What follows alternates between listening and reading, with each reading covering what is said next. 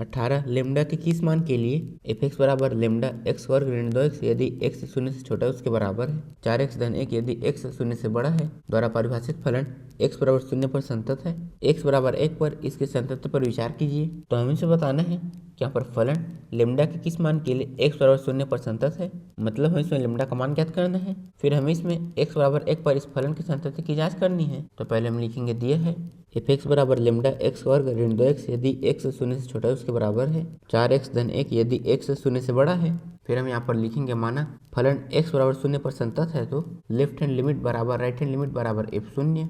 फिर यहाँ पर limit x tends to 0 negative F X बराबर limit x tends to 0 positive F X बराबर यहाँ पर शून्य है, तो इसका मतलब है कि यहाँ पर x बराबर शून्य है और जब x का मान शून्य से छोटा उसके बराबर होता है तो फलन का मान है ये। लेकिन यहाँ पर x की जगह में शून्य है तो हम इसमें भी x की जगह में शून्य लिखेंगे। तो यहाँ पर आ जाएगा लेमडा, यहाँ पर शून्य का वर्ग ऋण 2, यहाँ पर शून्य। फिर यहाँ पर limit x tends to 0 negative, हम यहाँ पर इसका मान रखेंगे, लेकिन यहाँ पर x टेंड्स टू 0 नेगेटिव है मतलब शून्य से जस्ट छोटे मान के लिए फलन का जो मान होगा उसे हम यहाँ पर लिखेंगे और जब x का मान शून्य से छोटा उसके बराबर होता है तो फलन का मान है ये। तो यहाँ पर आ जाएगा लेमडा एक्स वर्ग ऋण 2x, फिर यहाँ से बराबर limit x tends to 0 positive, हम यहाँ पर इसका मान रखेंगे, लेकिन यहाँ पर x टेंड्स टू 0 पॉजिटिव है मतलब शून्य से जस्ट बड़े मान के लिए फलन का जो मान होगा उसे हम यहाँ पर लिखेंगे और जब x का मान शून्य से बड़ा होता है तो फलन का मान है ये। तो यहाँ पर आ जाएगा 4x धन 1 बराबर यहाँ पर ये हो जाएगा शून्य ऋण ये हो जाएगा शून्य, फिर हम शून्य में शून्य घटाएंगे तो यहाँ पर आ जाएगा लेमडा गुणा शून्य, फिर लेमडा का शून्य में गुणा होगा तो यहाँ पर आ जाएगा शून्य। फिर हम इसमें लिमिट रखेंगे जो है शून्य, तो यहाँ पर इसका मान हो जाएगा शून्य बराबर हम इसमें लिमिट रखेंगे जो है शून्य, तो यहाँ पर आ जाएगा 4, फिर यहाँ पर शून्य धन 1, फिर 4 का शून्य में गुणा करेंगे तो यहाँ पर आ जाएगा शून्य धन 1, फिर शून्य में 1 जोड़ेंगे तो यहाँ पर आ जाएगा 1 बराबर यहाँ पर है शून्य। तो यहाँ पर शून्य बराबर 1 बराबर शून्य है जो कि असत्य है, मतलब कि यहाँ पर लेफ्ट हैंड लिमिट बराबर नहीं है राइट हैंड लिमिट बराबर नहीं है f शून्य के, अतः लेमडा के किसी भी मान के लिए यह x बराबर शून्य पर संतत नहीं है। तो अब हम x बराबर 1 पर फलन की संततता की जांच करेंगे।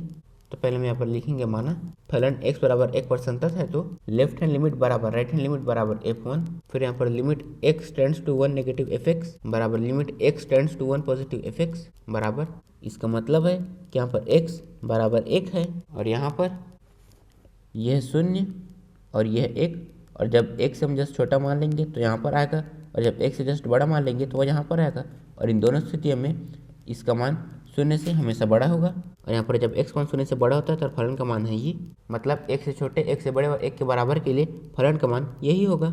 और यहाँ पर x की जगह में है 1 तो हम इसमें x की जगह में 1 लिखेंगे तो यहाँ पर आ जाएगा 4, फिर यहाँ पर 1 धन 1, फिर यहाँ पर limit x tends to 1 negative, हम यहाँ पर इसका मान रखेंगे, लेकिन यहाँ पर x टेंड्स टू 1 नेगेटिव है मतलब x से जस्ट छोटे मान के लिए फलन का जो मान होगा उसे हम यहाँ पर लिखेंगे और x से छोटे के लिए फलन का मान है 4x धन 1 बराबर limit x tends to 1 positive, हम यहाँ पर भी इसका मान रखेंगे और यहाँ पर x टेंड्स टू 1 पॉजिटिव है मतलब x से जस्ट बड़े मान के लिए फलन का जो मान होगा उसे हम यहाँ पर लिखेंगे और x से बड़े के लिए फलन का मान है 4x धन 1 बराबर, फिर यहाँ पर ये हो जाएगा 4 धन 1, फिर हम 4 में 1 जोड़ेंगे तो यहाँ पर आ जाएगा 5, फिर हम इसमें लिमिट रखेंगे जो है 1 तो उसका मान आएगा 5, तो यहाँ पर आ जाएगा 5 बराबर यहाँ पर आ जाएगा 5 बराबर यहाँ पर 5, तो यहाँ पर ये तीनों बराबर है जो कि सत्य है, मतलब कि यहाँ पर लेफ्ट हैंड लिमिट बराबर राइट हैंड लिमिट बराबर f1 है, अतः लेमडा के प्रत्येक मान के लिए यह x बराबर 1 पर संतत है। 19 दर्शाइए कि g बराबर x ऋण महत्तम पूर्णांक फलन द्वारा परिभाषित फलन समस्त पूर्णांक बिंदुओं पर असंतत है। यहाँ ये उस महत्तम पूर्णांक को निरूपित करता है जो x के बराबर या x से कम है, तो हम इसमें दर्शाना है कि यहाँ पर ये फलन समस्त पूर्णांक बिंदुओं पर असंतत है और यहाँ पर यह महत्तम पूर्णांक फलन। तो पहले हम देखते हैं कि महत्तम पूर्णांक फलन क्या होता है। तो जैसे यहाँ पर कोई फलन f(x) बराबर ये है और अगर हम इसमें x की जगह में कोई पूर्णांक संख्या रखेंगे जैसे 2 तो ये वापस हमें यही देगा, तो यहाँ पर इसका मान हो जाएगा 2। लेकिन अगर हम इसकी जगह में कोई दशमलव वाला मान जैसे 1.9 रखेंगे तो यहाँ पर ये हमें इससे जस्ट छोटा वाला मान देगा जो होगा 1। इसी तरह से अगर हम यहाँ पर कोई और दूसरा दशमलव वाला मान रखेंगे तो यहाँ पर ये हमें इससे जस्ट छोटा वाला मान मतलब 3 देगा। फिर इसी तरह से अगर हम यहाँ पर कोई ऋणात्मक दशमलव वाला मान रखेंगे, जैसे ऋण 1.5, तो यह हमें इससे जस्ट छोटा वाला मान मतलब ऋण 2 देगा। मतलब यहाँ पर यह है 0, यह है 1, यह है 2, इसी तरह से यहाँ पर यह है ऋण 1 और यह है ऋण 2। तो यहाँ पर हमने इसमें जब 1.9 रखा तो यहाँ पर इसका मान आया 1, क्योंकि 1.9 यहाँ पर होगा और 1.9 से छोटा वाला मान है 1, इसीलिए यहाँ पर इसका मान आया 1। इसी तरह से जब हमने इसमें ऋण 1.5 रखा तो यहाँ पर इसका मान आया ऋण 2, क्योंकि ऋण 1.5 यहाँ पर होगा और यहाँ पर इससे जस्ट छोटा मान है ऋण 2। मतलब हम संख्या रेखा में हमेशा बायां वाला मान लेंगे और महत्तम पूर्णांक वो फलन होता है जिसके अंदर यदि कोई पूर्णांक संख्या है तो हमें पूर्णांक संख्या देगा, और यदि कोई दशमलव वाला मान है तो वो उससे जस्ट छोटा वाला पूर्णांक हमें देगा। तो अब हम प्रश्न को हल करेंगे। तो पहले हम यहाँ पर लिखेंगे, दिया है g(x) बराबर x ऋण महत्तम पूर्णांक फलन, और हमें इसे दर्शाना है कि यहाँ पर ये फलन समस्त पूर्णांक बिंदुओं पर असंतत है। तो हम मान लेते हैं कि यहाँ पर a z का अवयव है और z है पूर्ण संख्या।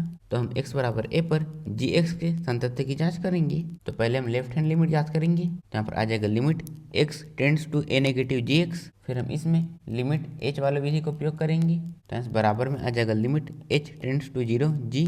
यहाँ पर यह है लेफ्ट हैंड लिमिट और यहाँ पर x tends to a negative है, इसीलिए हम यहाँ पर a ऋण h लिखेंगे। फिर यहाँ से बराबर लिमिट h टेंड्स टू 0, फिर हम यहाँ पर इसका मान रखेंगे और यहाँ पर इसमें x के जगह में है a ऋण h, तो हम इसमें x के जगह में a ऋण h लिखेंगे। तो यहाँ पर आ जाएगा a ऋण h ऋण, यहाँ पर भी हम a ऋण h लिखेंगे। तो यहाँ पर आ जाएगा a ऋण h बराबर limit h tends to 0 a ऋण h ऋण, हम यहाँ पर इसका मान ज्ञात करेंगे।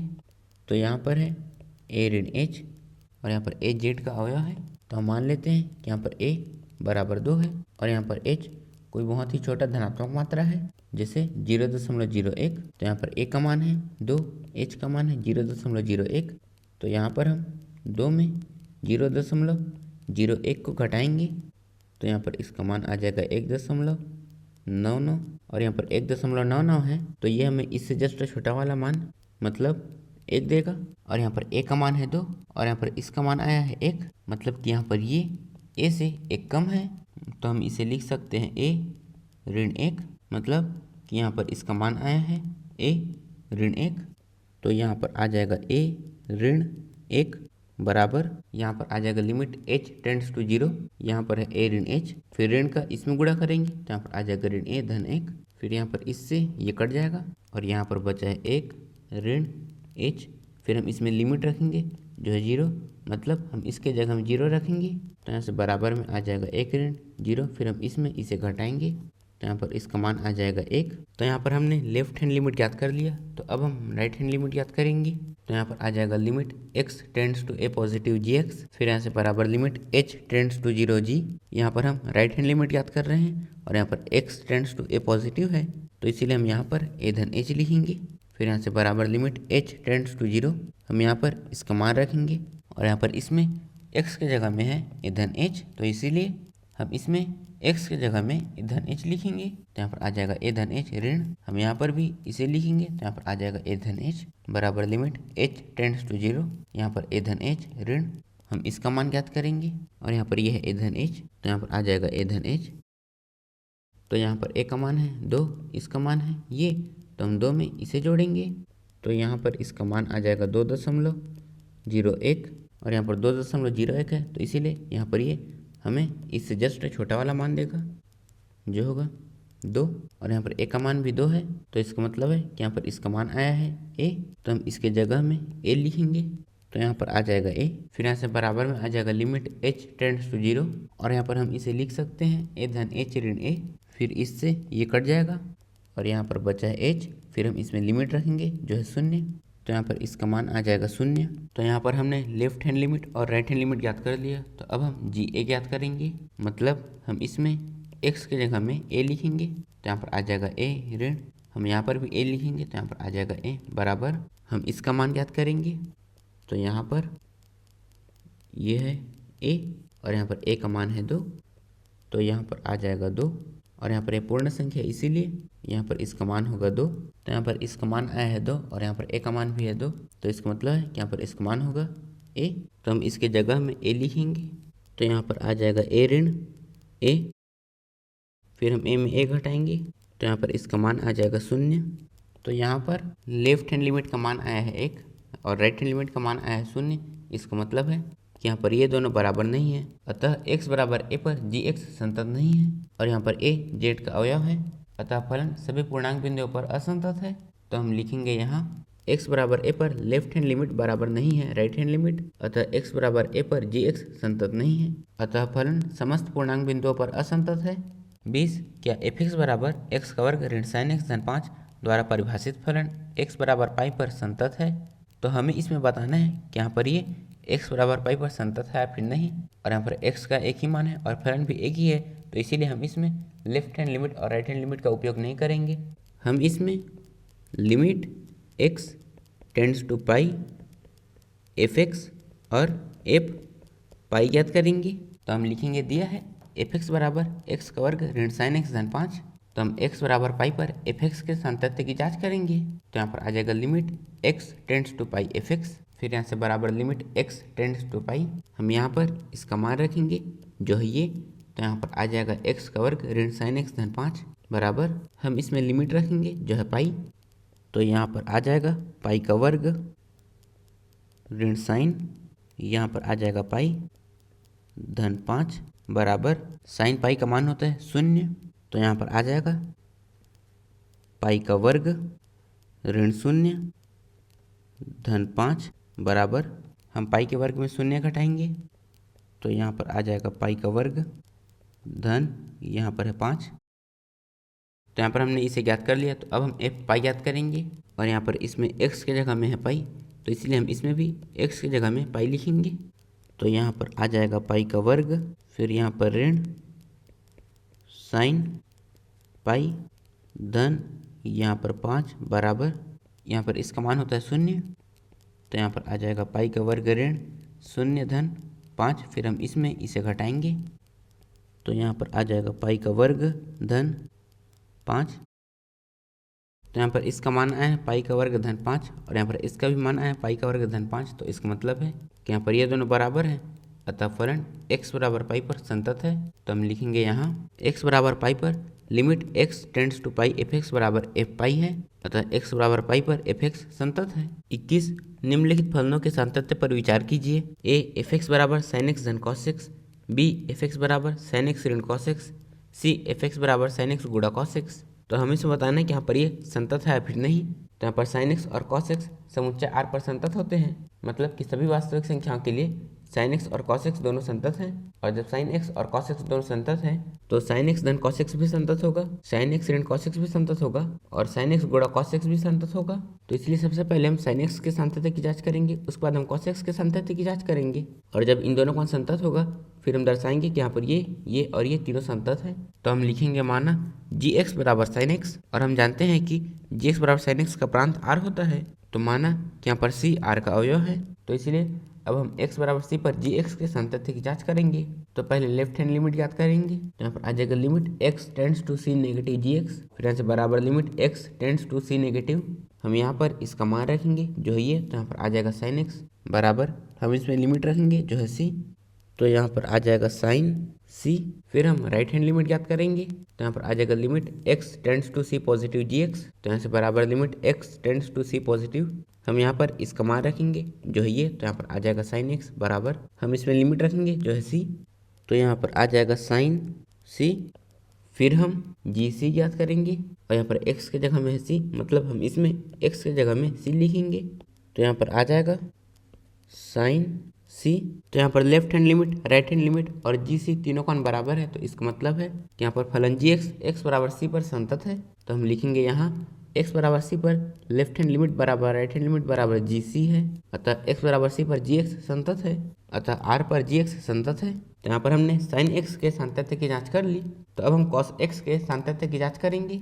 तो हम लिखेंगे माना hx बराबर cos x, और हम जानते हैं कि hx बराबर cos x का प्रांत r होता है, तो माना c r का अवयव है। तो अब हम x बराबर c पर hx के सातत्य की जांच करेंगे। तो पहले हम लेफ्ट हैंड लिमिट याद करेंगे, तो यहाँ पर आ जाएगा limit x tends to c negative hx, फिर यहाँ से बराबर limit x tends to c negative, हम यहाँ पर इसका मान रखेंगे जो है ये, तो यहाँ पर आ जाएगा cos x बराबर हम इसमें लिमिट रखेंगे जो है c, तो यहाँ पर आ जाएगा cos सी।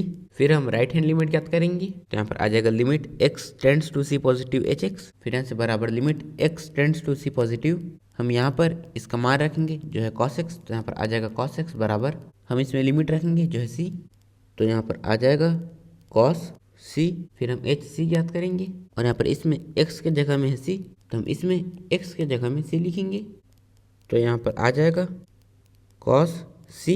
तो यहाँ पर left hand limit, right hand limit और एच सी तीनों का मान बराबर है, तो इसका मतलब है कि यहाँ पर फलन एच एक्स एक्स बराबर सी पर संतत है, तो हम लिखेंगे यहाँ x बराबर सी पर लेफ्ट हैंड लिमिट बराबर राइट हैंड लिमिट बराबर एच सी है, अतः x बराबर सी पर एच एक्स संतत है, अतः r पर एच एक्स संतत है। यहाँ जी एक्स बराबर साइन एक्स और एच एक्स बराबर कॉस एक्स आर पर संतत है, अतः जी एक्स धन एच एक्स बराबर साइन एक्स धन कॉस एक्स भी आर पर संतत है।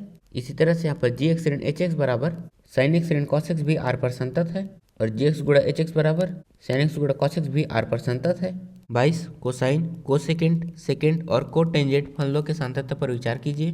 तो हमें से बताना है कि यहाँ पर ये संतत है फिर नहीं। तो यहाँ पर हमें दिया है कोसाइन, कोसेकेंड, सेकेंड और कोटेंजेंट। तो यहाँ पर कोसाइन का मतलब होता है कॉस एक्स, कोसेकेंड का मतलब होता है कोसेक एक्स, सेकेंड का मतलब होता है सेक एक्स और कोटेंजेंट का मतलब होता है कॉट एक्स। तो हमें से बताना है कि यहाँ पर ये संतत है फिर नहीं। तो इसमें सबसे पहले हम साइन एक्स के संतत्व की जांच करेंगे, फिर हम कॉस एक्स के संतत्व की जांच करेंगे, क्योंकि हम कोसेक एक्स को लिख सकते हैं 1/sin साइन एक्स, सेक एक्स को 1/cos कोस एक्स, और यहाँ पर कॉट एक्स है तो हम इसे लिख सकते हैं 1/tan एक्स, या फिर हम इसे cos x बटे साइन एक्स भी लिख सकते हैं। तो यहाँ पर इसमें साइन एक्स, यहाँ पर है साइन एक्स, और यहाँ पर इसमें है cos x, यहाँ पर है cos x और यहाँ पर है cos x। तो जब साइन एक्स और cos x संतत होंगे तो यहाँ पर ये भी संतत होगा, ये भी संतत होगा, ये भी संतत होगा और ये भी संतत होगा। तो इसीलिए हम सबसे पहले साइन एक्स के संतत्व की जाँच करेंगे।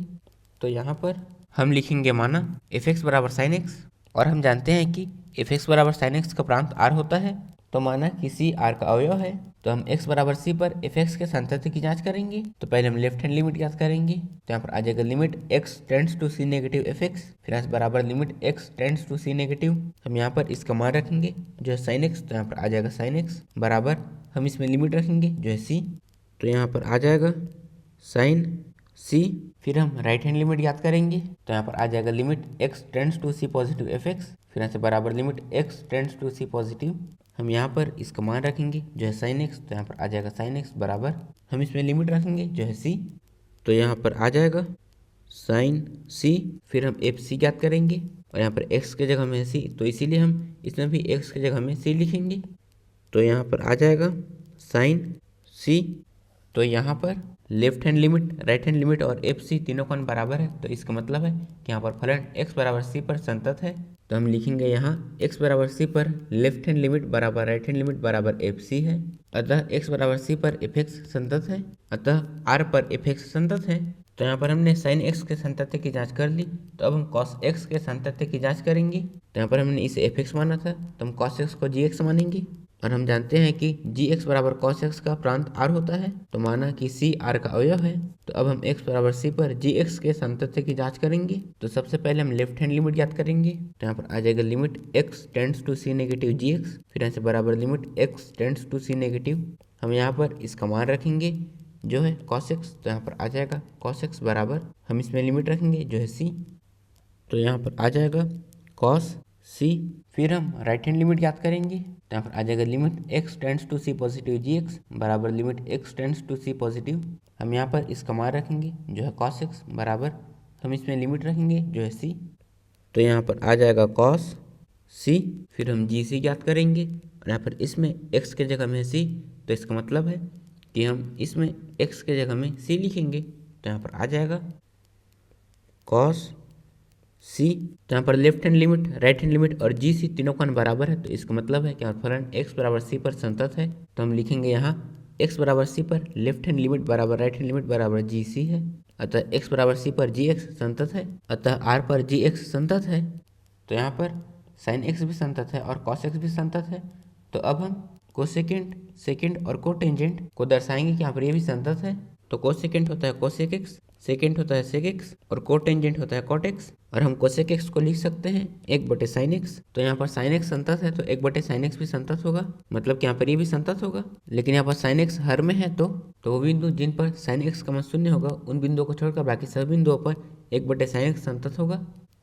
तो यहाँ पर sin x का मान 0 और पाई पर 0 होता है तो 0 पर 0 होगा, फिर पाई पर 0, फिर 2 पाई, फिर 3 पाई, 4 पाई, 5 पाई, मतलब n पाई पर sin x का मान 0 होगा। मतलब वास्तविक संख्या में से n पाई को छोड़कर बाकी सभी बिंदुओं के लिए ये संतत है। इसी तरह से हम sec x को 1/cos x लिख सकते हैं। तो यहाँ पर cos x संतत है तो 1/cos x भी संतत होगा। लेकिन यहाँ पर cos x हर में है तो वो बिंदु जिन पर cos x का मान 0 होगा उन बिंदुओं को छोड़कर बाकी सभी बिंदुओं पर 1/cos x संतत होगा।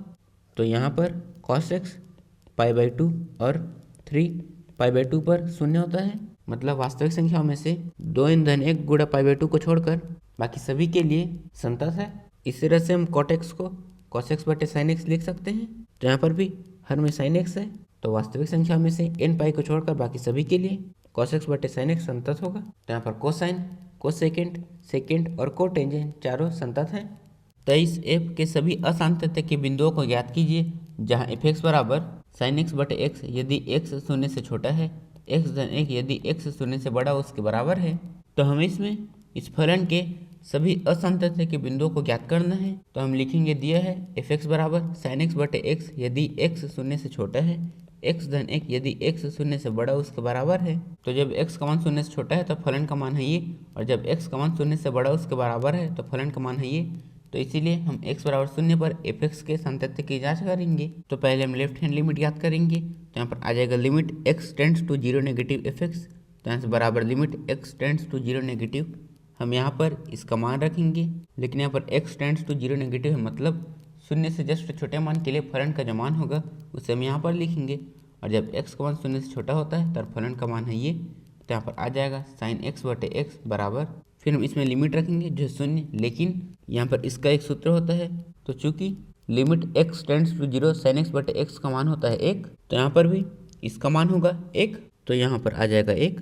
तो अब हम राइट हैंड लिमिट याद करेंगे। तो यहाँ पर आ जाएगा limit x tends to 0 positive f(x), तो यहाँ से बराबर limit x tends to 0 positive. हम यहाँ पर इसका मान रखेंगे, लेकिन यहाँ पर x टेंड्स टू 0 पॉजिटिव मतलब 0 से जस्ट बड़े मान के लिए फलन का जो मान होगा उसे हम यहाँ पर लिखेंगे। और जब x का मान 0 से बड़ा उसके बराबर होता है तो यहाँ पर फलन का मान है x-1, तो यहाँ पर आ जाएगा x-1 बराबर, हम इसमें लिमिट रखेंगे जो है 0, तो यहाँ पर आ जाएगा 0-1, फिर हम 0 में 1 जोड़ेंगे तो यहाँ पर आ जाएगा 1, फिर हम f0 ज्ञात करेंगे।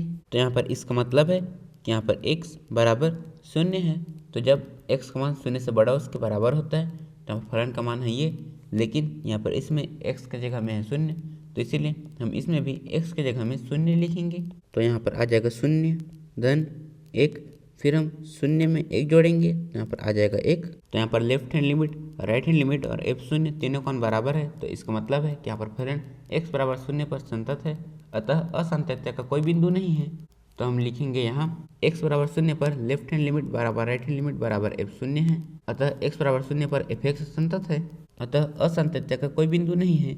24 निर्धारित कीजिए कि फलन f(x) बराबर x का वर्ग sin 1/x यदि x 0 के बराबर नहीं है, 0 यदि x बराबर 0 है, द्वारा परिभाषित एक संतत फलन है। तो हमें से बताना है कि यहाँ पर ये एक संतत फलन है। और जब x का मान 0 के बराबर नहीं होता, मतलब कि जब x का मान 0 से बड़ा फिर 0 से छोटा होता है तो फलन का मान होता है ये, और जब x का मान 0 के बराबर होता है तो फलन का मान होता है ये। तो इसलिए हम x बराबर 0 पर f(x) के सातत्य की जांच करेंगे। तो पहले हम लिखेंगे दिया है f(x) बराबर x का वर्ग sin 1/x यदि x 0 के बराबर नहीं है, 0 यदि x बराबर 0 है। तो अब हम x बराबर 0 पर f(x) के सातत्य की जांच करेंगे। तो पहले हम लेफ्ट हैंड लिमिट ज्ञात करेंगे। तो यहाँ पर आ जाएगा limit x tends to 0 negative f(x), तो इससे बराबर limit x tends to 0 negative. फिर हम यहाँ पर इसका मान रखेंगे, लेकिन यहाँ पर x टेंड्स टू 0 नेगेटिव है, मतलब 0 से जस्ट छोटे मान के लिए फलन का जो मान होगा उसे हम यहाँ पर लिखेंगे। और यहाँ पर जब x का मान 0 से छोटा है फिर 0 से बड़ा होता है तो फलन का मान है ये। तो यहाँ पर आ जाएगा x का वर्ग sin 1/x बराबर, फिर हम इसमें लिमिट रखेंगे जो है 0। तो अगर हम इसमें रखेंगे तो यहाँ पर आ जाएगा 0 गुणा, फिर हम इसमें x की जगह में 0 रखेंगे तो यहाँ पर आ जाएगा sin 1 बटे शून्य, और यहाँ पर हर में शून्य है इसीलिए यहाँ पर आ जाएगा साइन अनंत। तो यहाँ पर इसका मान साइन अनंत आ रहा है, इसीलिए हम यहाँ पर x की जगह में शून्य से कोई छोटा मान रखेंगे। तो यहाँ पर इसका मान साइन अनंत नहीं होगा, और यहाँ पर साइन का कुछ मान आएगा, और साइन का मान हमेशा ऋण 1 से 1 के बीच में होगा। फिर हम शून्य का ऋण 1 से 1 के बीच के कोई भी मान से गुणा करेंगे तो उसका मान होगा शून्य। फिर हम राइट हैंड लिमिट याद करेंगे, तो यहाँ पर आ जाएगा limit x tends to 0 positive fx। फिर यहाँ से बराबर limit x tends to 0 positive, हम यहाँ पर इसका मान रखेंगे, लेकिन यहाँ पर x टेंड्स टू 0 पॉजिटिव है, मतलब शून्य से जस्ट बड़े मान के लिए फलन का जो मान होगा उसे हम यहाँ पर लिखेंगे। और यहाँ पर x का मान यदि शून्य से बड़ा है फिर शून्य से छोटा होगा तो फलन का मान है ये। तो यहाँ पर आ जाएगा x का वर्ग साइन 1/x बराबर, हम इसमें लिमिट रखेंगे जो है शून्य, हम इसमें लिमिट रखेंगे तो यहाँ पर आ जाएगा शून्य गुणा, और यहाँ पर इसका मान ऋण 1 से 1 के बीच का होगा, और जब हम इनका गुणा करेंगे तो यहाँ पर इसका मान होगा शून्य। फिर हम f शून्य ज्ञात करेंगे, और यहाँ पर इसमें x बराबर शून्य है, और जब x का मान शून्य के बराबर होता है तो फलन का मान होता है शून्य, तो यहाँ पर आ जाएगा शून्य। तो यहाँ पर left hand limit, right hand limit और f शून्य तीनों का मान बराबर है, तो इसका मतलब है कि यहाँ पर फलन x बराबर शून्य पर संतत है। तो हम लिखेंगे यहाँ x बराबर शून्य पर लेफ्ट हैंड लिमिट बराबर राइट हैंड लिमिट बराबर f शून्य है, अतः x बराबर शून्य पर fx संतत है। 25 f के सातत्य की जांच कीजिए, जहाँ f निम्नलिखित प्रकार से परिभाषित है। fx बराबर sin x ऋण cos x यदि x शून्य के बराबर नहीं है, ऋण 1 यदि x बराबर शून्य है। तो हमें इसमें बताना है कि यहाँ पर फलन संतत है फिर नहीं। तो हम लिखेंगे दिया है fx बराबर sin x ऋण cos x यदि x शून्य के बराबर नहीं है, ऋण 1 यदि x बराबर शून्य है। और जब x शून्य के बराबर नहीं होता, मतलब जब x का मान शून्य से बड़ा या फिर शून्य से छोटा होता है तो यहाँ पर फलन का मान है ये, और जब x का मान शून्य के बराबर होता है तो यहाँ पर फलन का मान है ये। तो इसीलिए हम x बराबर शून्य पर fx के सातत्य की जांच करेंगे। तो पहले हम लेफ्ट हैंड लिमिट याद करेंगे, यहाँ पर आ जाएगा limit x tends to 0 negative fx, फिर यहाँ से बराबर limit x tends to 0 negative, हम यहाँ पर इसका मान रखेंगे, लेकिन यहाँ पर x टेंड्स टू 0 नेगेटिव है, मतलब शून्य से जस्ट छोटे मान के लिए फलन का जो मान होगा उसे हम यहाँ पर लिखेंगे। और यहाँ पर x शून्य के बराबर नहीं है, मतलब कि जब x का मान शून्य से छोटा है फिर शून्य से बड़ा होता है तो यहाँ पर फलन का मान है ये। तो यहाँ पर आ जाएगा साइन x ऋण cos x बराबर, हम इसमें लिमिट रखेंगे जो है शून्य, तो यहाँ पर आ जाएगा साइन शून्य ऋण, यहाँ पर आ जाएगा cos शून्य बराबर साइन शून्य का मान होता है शून्य ऋण cos शून्य का मान होता है 1। फिर हम इसे घटाएंगे तो यहाँ पर इसका मान आ जाएगा ऋण 1। तो यहाँ पर हमने लेफ्ट हैंड लिमिट याद कर दिया, तो अब हम राइट हैंड लिमिट याद करेंगे। तो यहाँ पर आ जाएगा limit x tends to 0 positive fx, तो यहाँ से बराबर limit x tends to 0 positive, फिर हम यहाँ पर इसका मान रखेंगे, लेकिन यहाँ पर x टेंड्स टू 0 पॉजिटिव है, मतलब शून्य से जस्ट बड़े मान के लिए फलन का जो मान होगा उसे हम यहाँ पर लिखेंगे। और यहाँ पर x शून्य के बराबर नहीं है, मतलब जब x का मान शून्य से छोटा है फिर शून्य से बड़ा होता है तो यहाँ पर फलन का मान है ये। तो यहाँ पर आ जाएगा साइन x ऋण cos x बराबर, हम इसमें लिमिट रखेंगे जो है शून्य, तो यहाँ पर आ जाएगा साइन शून्य ऋण, यहाँ पर आ जाएगा cos शून्य बराबर साइन शून्य का मान होता है शून्य ऋण cos शून्य का मान होता है 1। फिर हम शून्य में 1 घटाएंगे तो यहाँ पर इसका मान आ जाएगा ऋण 1। फिर हम f शून्य ज्ञात करेंगे, और यहाँ पर इसका मतलब है कि यहाँ पर x बराबर शून्य है, और जब x का मान शून्य के बराबर होता है तो यहाँ पर फलन का मान है ऋण 1, तो यहाँ पर आ जाएगा ऋण 1। तो यहाँ पर left hand limit, right hand limit और f शून्य तीनों का मान बराबर आया है, तो इसका मतलब है कि यहाँ पर फलन x बराबर शून्य पर संतत है। तो हम लिखेंगे यहाँ x बराबर शून्य पर लेफ्ट हैंड लिमिट बराबर राइट हैंड लिमिट बराबर f शून्य है, अतः x बराबर शून्य पर fx संतत है।